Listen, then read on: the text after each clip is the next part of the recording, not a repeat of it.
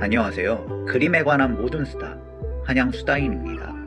2024년 12월 3일 발생한 12.3 내란과 그로 인한 윤석열 탄핵 및 파면에 대한 전 세계의 이목이 집중되어 있는 가운데 300년 이상의 유서 깊은 역사를 지닌 영국의 보수 매체인 더 타임즈는 2024년 12월 16일 윤 씨의 비상계엄 발령에 대한 배경으로서 부인인 김건희의 명품백 수수 및 불법 공천 개입 등을 지목하며 김 씨를 한국의 맥베스 부인이라고 표현하였습니다. 카타르의 알자지라 역시 더 타임즈 기사를 인용하며 한국판 맥베스 부인인 김 씨에 대한 인물 탐구를 진행하였습니다. 맥베스 부인은 영국의 대문호 셰익스피어의 작품 속 등장인물입니다. 셰익스피어는 총 10편의 비극을 썼는데 햄릿, 리어왕, 오셀로, 맥베스는 셰익스피어의 4대 비극으로 꼽힙니다. 이들 작품은 모두 1600년에서 1610년 사이에 집필된 작품으로서 맥베스는 가장 나중에 쓰였습니다.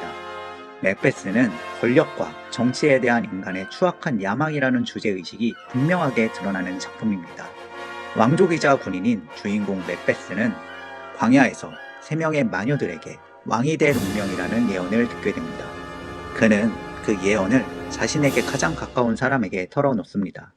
그 가까운 사람은 곧 맥베스에게 왕이 될 운명을 실현시키기 위하여 현재 국왕인 덩컨 왕을 죽이고 그 자리를 차지하려고 맥베스의 권력욕에 불을 지핍니다. 그 인물은 바로 맥베스의 아내인 맥베스 부인입니다. 남성 인물들을 중심으로 전개되는 맥베스에서 맥베스 부인은 다른 남성 인물들에 비하여 상대적 비중은 적은 편이지만 맥베스의 심리를 조정하며 전체 사건이 발생하는 결정적인 동기를 제공하는 핵심 인물 가운데 하나입니다. 영국 최대의 국립미술관인 런던 밀뱅크의 테이트 프리튼에는 한 여성 인물을 그린 그림이 전시되어 있습니다. 그림은 이탈리아 피렌체 출신의 미국인으로서 미국, 프랑스 파리와 영국 런던에서 활동하였던 존 싱어 사전트가 33세에 그린 맥베스 부인으로 분한 앨런 테리입니다. 이 그림은 셰익스피어의 맥베스를 주제로 한 그림 중 가장 유명한 작품입니다. 가로 114cm, 세로 221cm의 실제 성인 여성의 키를 훌쩍 뛰어넘는 직사각형 캔버스에 유화로 제작된 작품에는 파란색과 녹색의 중세풍 드레스를 입은 붉은 머리의 맥베스 부인만이 등장합니다. 그녀는 자신의 머리 위로 왕관을 지켜둔 채 왕관을 쓰기 직전에 극적인 제스처를 취하고 있습니다. 이 장면은 셰익스피어의 희곡에는 등장하지 않습니다. 맥베스 부인은 맥베스의 극 초반인 1막 5장에 남편이 보낸 편지를 읽으면서 등장합니다. 첫 등장부터 그녀는 남편 맥베스보다 더욱 노골적으로 강렬하게 권력에 대한 야욕을 드러내고 맥베스가 왕관을 차지하는데 자신도 힘을 보탤 것을 다짐합니다. 그녀의 첫 대사에서는 금관, 즉 왕관을 직접적으로 언급합니다. 다만 왕관의 주인은 맥베스이며 그 이후의 대사 어디에서도 맥베스 부인이 왕비의 티아라를 차지하는 대사나 묘사는 등장하지 않습니다. 그저 맥베스가 왕이 되면 그의 정실 부인인 맥베스 부인이 자연스럽게 왕비가 되었을 것으로 추정만 할 뿐입니다. 하지만 사전트의 맥베스 부인으로 분한 앨런 테리에서는 맥베스 부인은 원작에는 전혀 등장하지 않는 모습으로 묘사됩니다. 이 작품은 엄밀히 말하자면 앨런 테리라는 실존 인물에 대한 초상화로 분류됩니다. 앨리스 앨런 테리 여사는 19세기 후반에서 20세기에 이르는 영국 연극계의 스타 배우로서 생애 말년인 1925년 대임의 기사자기를 받았습니다. 그녀는 1878년에서 1902년까지 런던의 라이시언 극장에 소속되어 활약하였습니다. 라이시언 극장은 배우이자 연출자인 헨리 어빙경이 경영하는 극장으로서 어빙경은 기존의 희곡들을 새롭게 각색하여 무대에 올렸습니다. 어빙경은 1888년 12월 29일 자신이 연출한 맥베스를 라이시언 극장에서 초연합니다. 공연에서 앨런 테리 여사는 맥베스 부인 역할을 맡았습니다. 운명적이게도 그날의 공연에는 사전트가 객석에 있었고 특히 1막의 맥베스 부인의 등장에 가장 강렬한 인상을 받았습니다. 공연 직후 사전트는 테리 여사에게 그림의 모델이 되어달라 요청합니다. 비록 앨런 테리는 어빙경의 맥베스가 대중적 성공이 보장되지 않은 상태라서 잠시 망설였지만 사전트의 요청에 응하였고 작업은 바로 시작되었습니다. 사전트는 앨런 테리에게 맥베스 부인의 의상을 그대로 입고 모델을 서달라고 주문하였습니다. 그렇지만 사전트는 셰익스피어의 원작이나 어빙경이 연출한 연극, 심지어 테리의 연기 연습 노트에도 없었던 전혀 새로운 포즈를 테리에게 요구하였습니다. 테리 여사의 딸이자 연극 프로듀서인 에디트 크랙은 훗날 모친이 이러한 포즈를 취한 것에 못마땅했다고 고백합니다. 그 이유는 정확히 알려져 있지 않지만 사전트가 자신의 판타지를 실현시키기 위하여 자신의 모친을 이용했다고 생각했을 수도 있습니다. 그림은 앨런 테리를 그린 초상화이지만 그 결과는 자연인인 앨런 테리 그 자신의 모습이 아니기 때문입니다. 오히려 그림 속 앨런 테리는 당시의 남성들이 열광하던 특정 여성 이미지 전형에 더 가깝기 때문입니다. 19세기 서양에서는 판무파탈이라는 사악한 여인에 대한 새로운 여성관이 등장하여 대유행합니다. 캠브리지 영어 사전에서는 판무파탈을 신비한 분위기의 매우 매력적인 여성으로서 일반적으로 남성을 위험에 빠뜨리거나 혹은 그들을 파멸로 이끄는 존재로 정의합니다. 판무파탈에 대한 연구자인 버지니아 알렌은 판무파탈은 비록 프랑스어이지만 프랑스에서 생겨난 용어가 아닐 뿐더러 1900년경에야 등장한 비교적 현대적 개념이라고 밝힙니다. 하지만 수세기 전부터 문학이나 미술 등에서는 판무파탈이 존재해 왔다고 지적합니다. 비록 그 명칭이 세기 말에 만들어졌다고 하더라도 판무파탈이 본격적인 문화적 현상이 된 것은 19세기 초중반부터입니다. 그 이전까지는 마녀가 대중적이었습니다. 판무파탈과 마녀는 공통적으로 누군가를 희생시키며 파멸로 이끄는 사악한 인물이지만 전적으로 다릅니다. 마녀는 반기독교적 인물로서 악마를 신봉합니다. 하지만 판무파탈은 종교적 성격이 없으며 악마 숭배와는 더더욱 관련이 없습니다. 마녀는 남성뿐만 아니라 여성까지도 먹잇감으로 삼지만 판무파탈의 타겟은 철저히 남성입니다. 게다가 판무파탈은 여성만을 의미하지만 마녀는 실제 마녀 재판 과정에서 남녀를 가리지 않고 기소되었다는 것도 다릅니다. 무엇보다도 마녀는 철저히 마술만을 무기로 사용하지만 판무파탈은 주술에 의존할 수도 있지만 그들의 주된 무기는 아름다운 얼굴, 육감적인 몸매, 뛰어난 섹스 스킬 등으로서 남성의 성적 욕망을 자극할 수 있을 만한 요소들입니다. 마녀는 오히려 못생기고 추악한 외모로 표현되지만 판무파탈은 남성을 홀리는 아름다움을 가졌습니다. 남성을 파멸로 이끄는 사악한 여성이라 하더라도 아름다운 외모가 뒷받침되지 않으면 결코 판무파탈이라는 타이틀을 얻을 수 없었습니다. 마녀가 종교적 두려움의 표상이라면 판무파탈은 인간의 보다 근원적인 본능인 성적 충동인 에로스와 죽음의 본능인 타나토스에 기반을 둡니다. 상대가 자신에게 해가 되고 심지어 목숨까지 잃을 수 있음을 알지만 그녀의 아름다운 얼굴, 육감적인 몸매, 한 번 맛본 뜨거운 잠자리의 경험 등으로 그녀를 거부할 수 없습니다. 마녀가 두려움과 혐오의 감정에 기반을 둔다면 판무파탈은 두려움과 공포, 숭배, 매혹 등의 양가적 감정이 복잡하게 얽혀 있습니다. 판무파탈 연구자인 마리오 프라츠는 신화나 문학에서는 늘 판무파탈이 존재해 왔다고 지적합니다. 그렇기 때문에 고대의 신화나 문학에서 판무파탈의 사례를 쉽게 발견할 수 있습니다. 다만 19세기 초중반이 되면 고대 그리스, 로마의 신화, 구약과 신약 및 과거의 문학 작품들 및 역사에서 판무파탈에 해당하는 인물들을 발굴하여 대중화하는 작업이 본격화되었을 뿐입니다.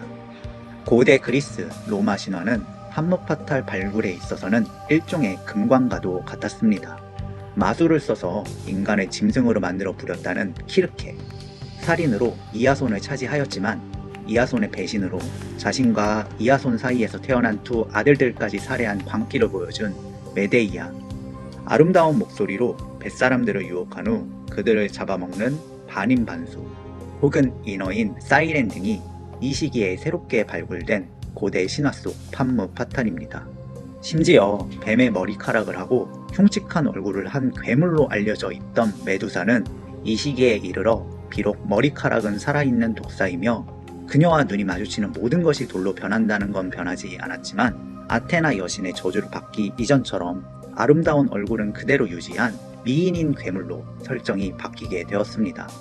그리스 신화 속 메두사, 키르케, 메데이아, 사이렌 등은 모두 마술 혹은 마력을 이용한 판무파탈의 전형적인 사례로 19세기를 거치며 확고하게 자리 잡았습니다.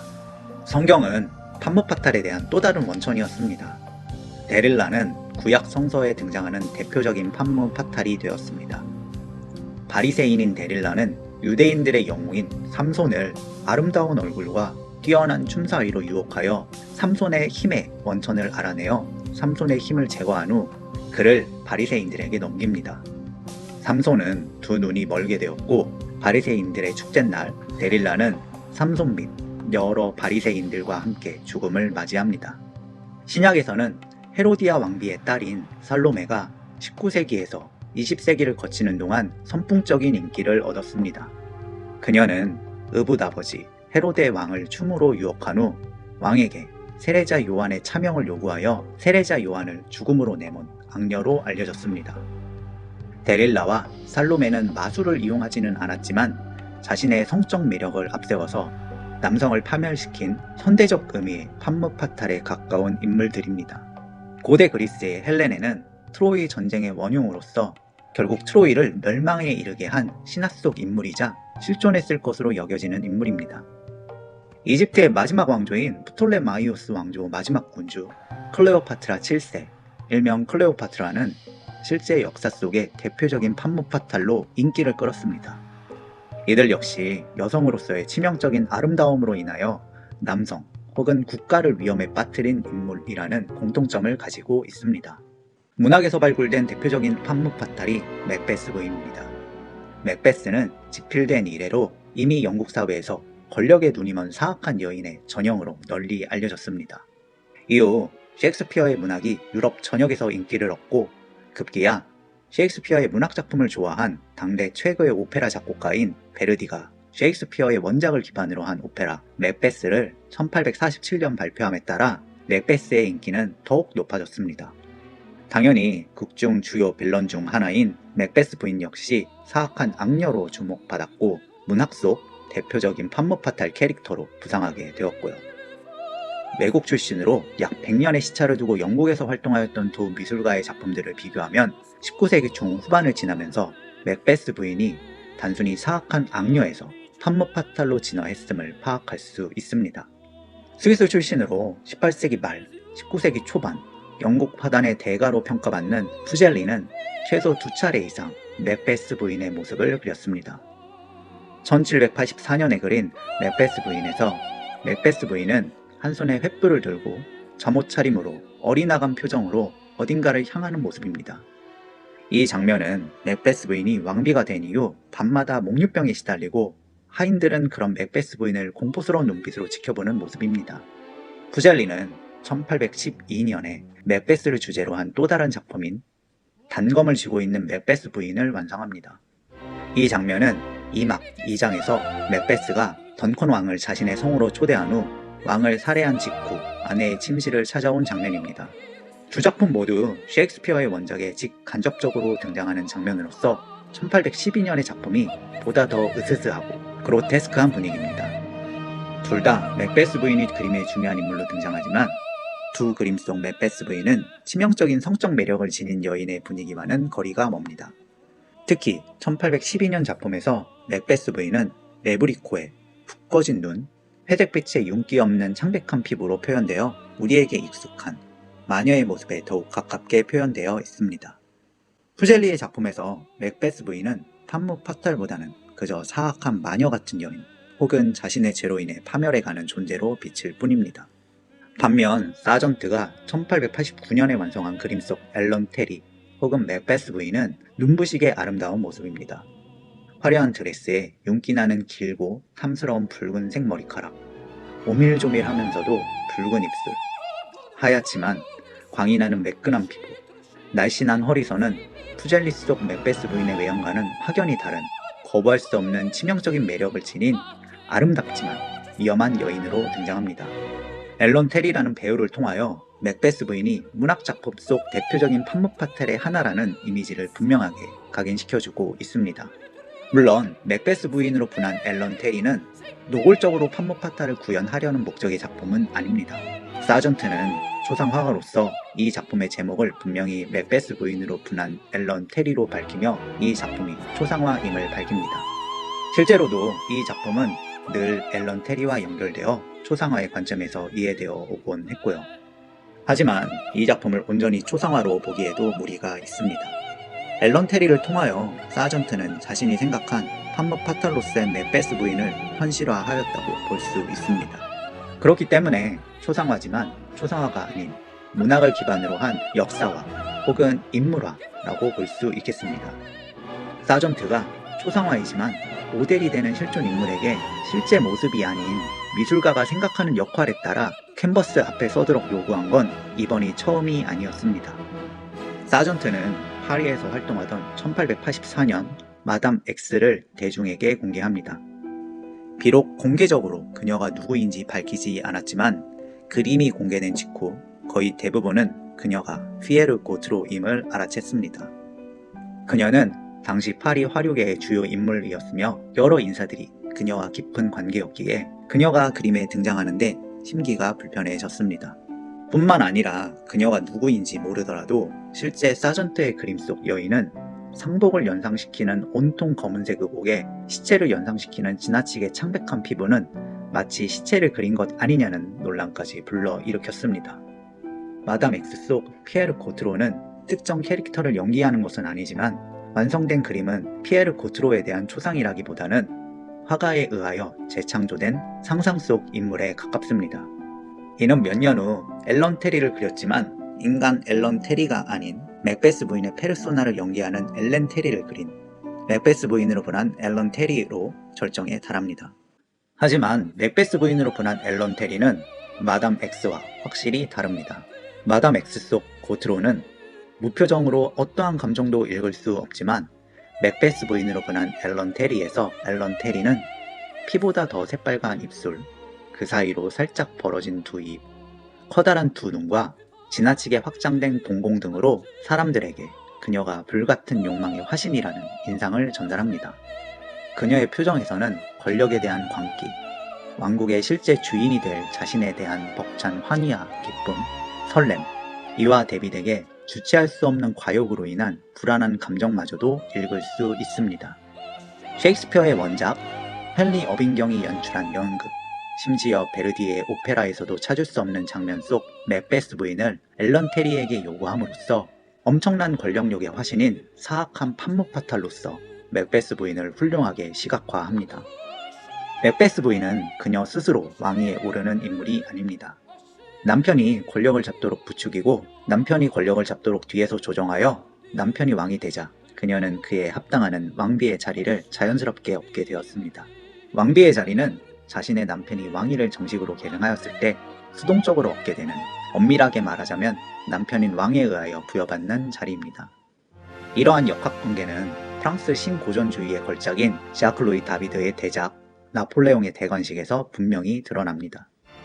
프랑스령 코르시카에서 태어난 나폴레옹 보나파르트는 장군이 되고 1799년 통령이 된 후 1804년 5월 18일에는 급기야 황제가 됩니다. 다비드는 프랑스 역사상 최초로 황제가 탄생하는 역사적 순간을 가로 979cm, 세로 621cm의 거대한 캔버스에 그렸습니다. 다비드는 나폴레옹이 교황 피우스 7세로부터 왕관을 받는 장면이 아닌 그 이후의 장면을 묘사합니다. 그림에서 나폴레옹은 황제로서 자신이 사랑한 조세핀을 제국의 정식 황후로 책봉하기 위해 그녀의 머리 위에 관을 씌워주기 직전입니다. 조세핀은 남편이자 황제인 나폴레옹에게 황후의 관을 받기 위하여 황제 앞에 무릎을 꿇고 기도하는 모습입니다. 나폴레옹의 대관식은 교황에게 이미 왕관을 받은 이후 나폴레옹이 직접 황후에게 왕관을 수여하는 장면을 제시함으로써 황제의 세속권이 종교의 신권보다 우위에 있음을 보여줄 뿐만 아니라 황제와 황후 모두를 그림의 주인공으로 기념합니다. 다만 황후의 권위는 남편인 황제의 권위를 넘을 수 없다는 것을 상징적으로 보여줍니다. 황후나 왕비는 어디까지나 남편인 황제 혹은 왕이 존재할 때만 가능한 상대적 위치임을 암시합니다. 조세핀과 나폴레옹은 1795년 파리에서 처음 만났습니다. 6살 연상의 조세핀은 이미 아이 둘을 둔 과부였지만 냉미녀 스타일의 조세핀을 보자마자 나폴레옹은 완전히 사로잡혔습니다. 끈질긴 구애 끝에 1796년 3월 9일 결혼에 성공하였지만 나폴레옹은 결혼 이틀 만에 이탈리아 원정을 떠났습니다. 새신랑 나폴레옹은 전장에서 시간이 날 때마다 조세핀에게 편지를 썼고 제때 그녀로부터 답장이 오지 않으면 무척 초조해했습니다. 나폴레옹이 보낸 편지를 우연히 본 조세핀의 한 친구는 군대 전체의 운명이 마치 조세핀에게 달려있다는 느낌을 받았다며 나폴레옹이 조세핀의 포로였음을 증언합니다.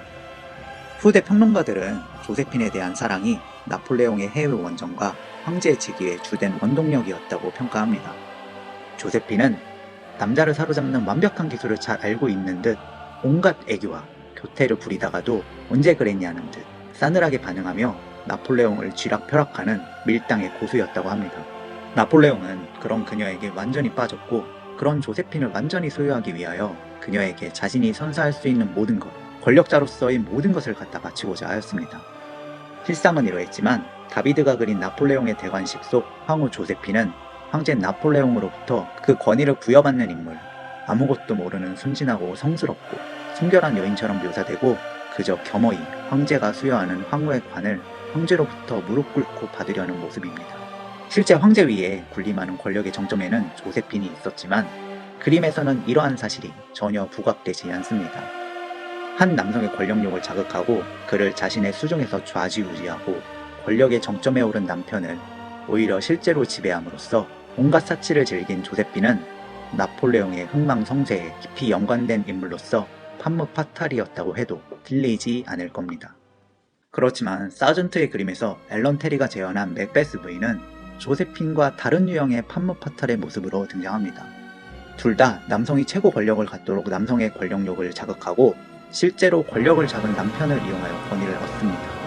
하지만 사전트의 그림 속 맥베스 부인은 남성의 권위에 기대지 않고 능동적으로 스스로 왕관을 쓰고자 합니다. 실제 권력의 정점은 그녀라는 선언으로 보입니다. 베갯머리 송사라는 말이 있습니다. 아내 혹은 여인이 잠자리에서 남편이나 애인에게 자신이 원하는 걸 속삭이며 청한다는 뜻입니다. 인류는 지금까지 남성 중심적인 국가 사회로 발전하였습니다. 간혹 여성 군주들도 존재했었지만 예외적일 뿐 정치 무대 자체는 남성들이 주인공이었습니다. 우리는 무대 위의 모습만 보지만 무대 위 공연은 무대 위 연기자들로만 진행될 수 없습니다. 오랫동안 무대는 남성들에게만 허락되며 여성들의 무대 진출을 금지하였지만 여성들은 무대 뒤 스태프들처럼 존재하였습니다. 여성들이 남성 주인공들을 지배할 수 있었던 건 가정생활, 침실 안에서였습니다. 이러한 역학관계가 베갯머리 송사로 압축됩니다. 맥베스 부인은 문학 속 허구의 인물이지만 베갯머리 송사를 통하여 남성을 지배한 권력의 실제로서의 여성의 전형입니다. 동양에는 판무파탈과 유사한 개념으로서 요사스럽고 음탕한 계집을 뜻하는 요부, 나라를 어지럽히는 미녀라는 의미의 경국지색, 나라를 망친 여인이라는 망국지부 등이 존재합니다.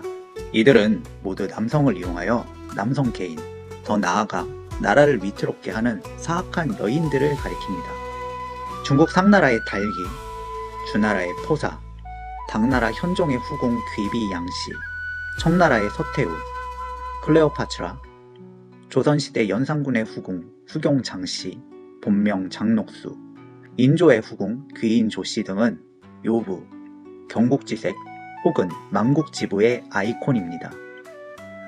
클레오파트라처럼 그 자신이 군주인 인물들도 있었지만 이들 대부분은 남성 권력자 뒤에서 남성 권력자를 조정하여 실제 권력의 정점에서 권력자를 비롯하여 국군까지 쇠락하게 만든 악녀들입니다. 요분이 경국지색이니 망국지부라는 게 한 남성 및 국가의 몰락을 특정 여인에게 전가하는 지나치게 여성 혐오적인 개념일 수 있습니다. 개인의 실패와 국가의 몰락에는 여러 요인들이 복합적으로 작용하기 때문입니다. 하지만 그 여러 요인 중에 권력의 정점에 있는 남성의 뒤에서 사악하게 혀를 놀리며 베갯머리 송사를 하는 여인들의 책임도 무시할 수 없을 겁니다. 그렇다고 사악한 그녀들에게만 책임을 물을 수 없는 게 초록은 동색, 그 밥의 그나물, 끼리끼리 이제 사이언스라고 우리는 결이 비슷한 사람들과 끌리기 마련입니다. 내 주위 사람들의 평균이 나라는 말이 있잖아요. 요부, 경국지색, 망국지부 혹은 판무파탈에게 끌렸던 건 그 남성에게도 그런 본색이 있기 때문입니다. 셰익스피어의 희곡에서 맥베스가 맥베스 부인의 말 때문에만 던컨 왕을 비롯한 여러 인물들을 살해하였을까요? 아닙니다. 맥베스 역시 사악한 맥베스 부인처럼 사악했기 때문입니다. 다만 맥베스 부인은 그 사악함에 불을 지핀 인물입니다. 판무파탈의 문화를 연구한 마리오 프라츠는 현실에는 늘 오만하고 잔인한 여성들이 존재해왔기 때문에 신화나 문학의 판무파탈에 해당하는 인물들이 등장할 수 있었다고 상기시켜줍니다. 신화나 문학이 판무파탈을 키워낸 게 아니라 신화나 문학은 오히려 현실의 반영이라는 게 프라츠의 주장입니다. 오늘날 판무파탈이나 요부, 망국지부 등은 시대착오적인 개념일 수 있지만 오늘날에도 남성 권력자 뒤에서 남성의 권력욕을 자극하고 남성의 사악한 본능을 극대화하는 그만큼 사악한 여인은 존재합니다. 그리고 작금의 현재 우리는 그런 존재가 누군지 분명히 잘 알고 있고요. 맥베스와 맥베스 부인은 그저 400년 전 셰익스피어가 만들어낸 상상 속 인물이 아닙니다. 맥베스와 맥베스 부인이라는 특정 인물은 셰익스피어가 만들어낸 특정 인물이지만 그러한 특성을 지닌 인물은 셰익스피어 이전에도 그 이후에도 그리고 지금 현재 우리 사회에도 존재하고 있습니다. 그 본질을 영국의 대표적인 보수 언론인 더 타임즈는 잘 간파하였습니다. 셰익스피어의 작품 속 맥베스와 맥베스 부인의 말로는 비참합니다. 맥베스 부인은 결국 미쳐서 자살하고 맥베스는 자신이 죽이려는 맥더프에게 살해되어 목이 잘려 효수됩니다. 타필 규정이죠. 악이 정의의 심판을 받는 게 그저 문학 속 이야기가 아닌 현실에서도 반드시 이루어지길 바라며 이만 영상을 마치고자 합니다. 긴 영상 시청해주신 분들께 감사 말씀드리며 영상이 마음에 들었다면 구독과 좋아요 및 알림 설정 부탁드리며 지금까지 그림에 관한 모든 수다 한양수다인이었습니다.